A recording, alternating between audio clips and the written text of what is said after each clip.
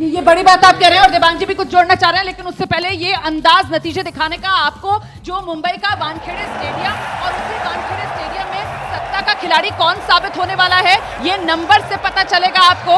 देखिए यहाँ पर सियासत का सबसे बड़ा खिलाड़ी कौन बनेगा, किसकी सियासत चमकेगी, कौन सिक्सर लगाएगा और कौन क्लीन बोल्ड हो जाएगा, ये मुंबई का वानखेड़े स्टेडियम, वहां से कुछ इस अंदाज में नंबर आपके सामने आएगा। जी देवांग जी। ये जो कहा जाता है ना, ये और बहुत लोग कह रहे हैं कि सरकार बननी चाहिए, सरकार नहीं बननी चाहिए, विधानसभा का गठन होना चाहिए। हाँ। आप विधानसभा गठित कर दीजिए, सरकार बनती रहेगी। हाँ। तो ये एक करेक्शन है जो मैं करना चाह रहा था, प्रोफेसर साहब से आया है, इसलिए इसका जरूरी भी है ये। अब मैंने टाइम्स ऑफ इंडिया का भी करेक्शन कर दिया, यहाँ भी करेक्शन कर दिया। ठीक है, लेकिन कुल मिलाकर अब सबसे बड़ा सवाल तो यही है जिसका संविधान दिवस का उन्होंने जिक्र किया। संविधान हो गया, आरक्षण खतरे में हो गया, ये वो तमाम मुद्दे थे जो लोकसभा चुनाव में महाराष्ट्र में जमकर चले थे, इस बार कहीं सुनाई नहीं पड़े। देखिए, मेरा तो हमेशा मानना है कि लोकसभा चुनाव के मुद्दे अगर विधानसभा चुनाव में चलाने की कोशिश की जाएगी तो वो एक रणनीतिक समस्या है जो चलाने की कोशिश कर रहा है। दो बिल्कुल अलग अलग किस्म के चुनाव हैं। जो लोकसभा में लोग समझेंगे वो जरूरी नहीं विधानसभा में उस सवाल के ऊपर वोट दें, ये नहीं हुआ। दूसरी एक और बात कही है जो हमारे साथी ने कहा था कि रिले रेस हो रही है। मेरा कहना है रिले रेस वहाँ होती है जहाँ पर सारे धावकों को केवल एक ही डिस्टेंस दौड़ना पड़ता है। यहाँ पे ये है कि दोनों गठजोड़ों में एक एक पार्टी ज्यादा ताकतवर है, तो वहाँ रिले रेस दरअसल है नहीं उस तरीके से। खासतौर से महायुति में क्या है, भारतीय जनता पार्टी बहुत ही शक्तिशाली है, बाकी दोनों बहुत छुटभैया पार्टियां लगती हैं उसके सामने। इसके हिसाब से अगर महाविकास आघाड़ी को देखें तो वहाँ मोटे तौर पर 101, 95, 85 इस तरीके से लड़ रहे हैं। यहाँ पे क्या है कि 150-150 से ज्यादा सीटों पे भाजपा लड़ रही है।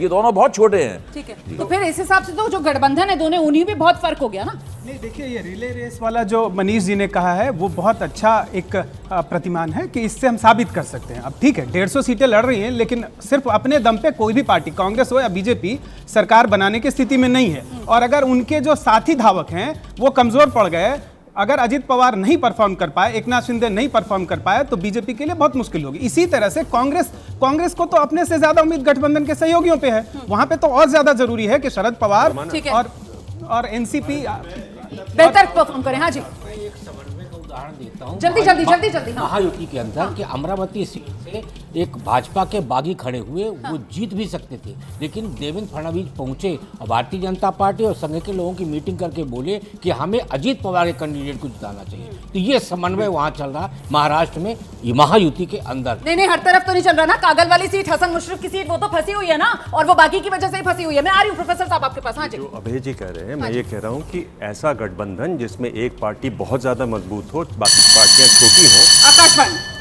पहले रुझान में अब सिर्फ 2 मिनट बाकी है जी, करीब 2 मिनट के आसपास का वक्त बाकी जी।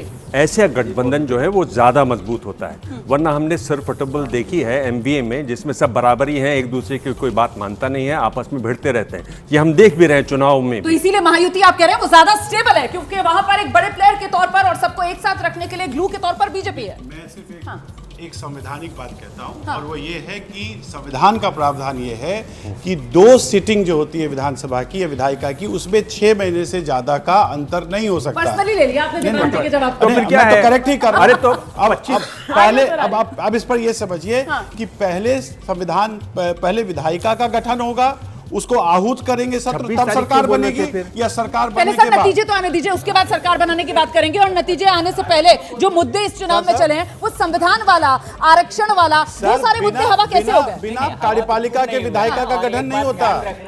अरे अजीब, आप नया संविधान बना दीजिए फिर। प्रबुद्ध धरती है, और जिसको कहते हैं कि महात्मा फूले, साहू जी महाराज और अंबेडकर की धरती है, तो वो मुद्दे तो मैं लगा लेता हूं। उस राज्य में तो कभी गौन हो ही नहीं सकते। तो ये एससी समुदाय और दलितों के बारे में जो कहा गया कि साहब 24 चुनाव में वो आकाशवाणी रुझानों के लिए अब सिर्फ 1 मिनट बाकी है। सिर्फ 1 मिनट का इंतजार बाकी रह गया है। हम दलितों की बात कर रहे थे, जिन्होंने बड़े ब्लॉक के अंदर महाविकास आघाड़ी को समर्थन किया लोकसभा चुनाव में। इस बार तस्वीर बदलेगी?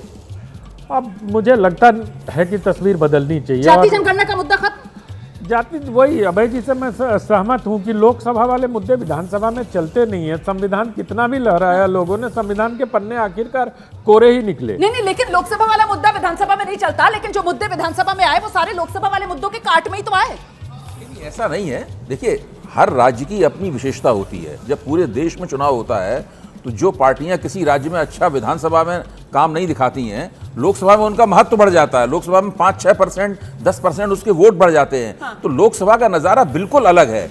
वहां पर राहुल गांधी की हस्ती जिस तरह नेतृत्व का दावा कर सकती है।